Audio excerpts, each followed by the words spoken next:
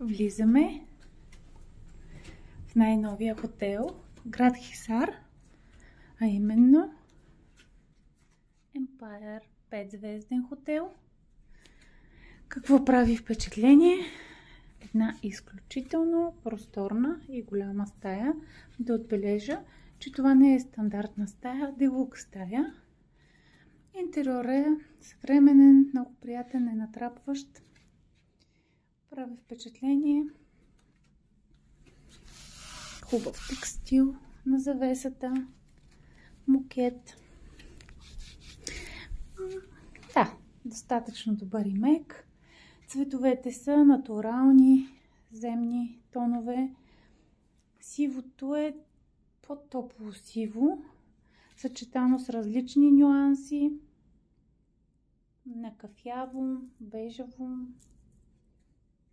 цвят капучино. Чудесна стая. Така, сега преминаваме нататък. Доста симпатичен, вграден малък бар, така да го наречем, в част от гардеробите, които са много и са големи. Така, имаме капсули, кафе, имаме минерална вода. Доколкото си спомням, пишеше, че трябва да са комплимент от хотела.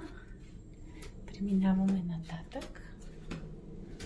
Вау, каква голяма баня! Наистина изключително просторна, особено за съвременен хотел. Едно много огромно предверие и отделно туалетна, отделно баня с душ, които са отделени на две секции. Така. Тази декорация от лавандула и мисля, че е най-подходящата. Така, да погледнем какви са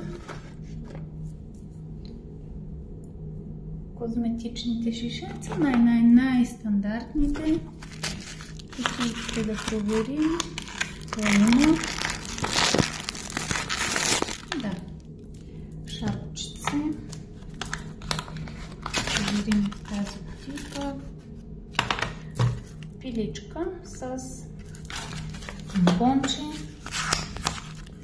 И отново шапчица. За 5-звезден хотел малко бедничък е асортимента, според мен. Иначе страхотно огледало, много модерно, много добре изглеждащо. Банята е също с много изчистен, приятен дизайн. Само на влизане направи впечатление, че ако не е почистен този бял пот, да, повечко не е почистен, но това е малък пропуск. За някой вероятно твърде голям. Най-силно впечатление, най-добро впечатление ми направи отношението на персонала на всички нива. От момчето, който беше на рецепция, до спасителите, всички. Сега един малък детайл, който пропуснах.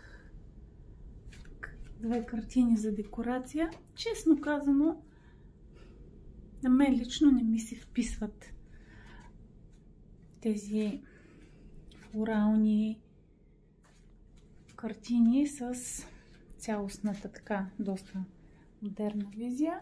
Но това е решението, може би, на интериорните дизайнери, въпреки че нещо по-модерно, сякаш малко по-добре би се вписал. Толкова за сега.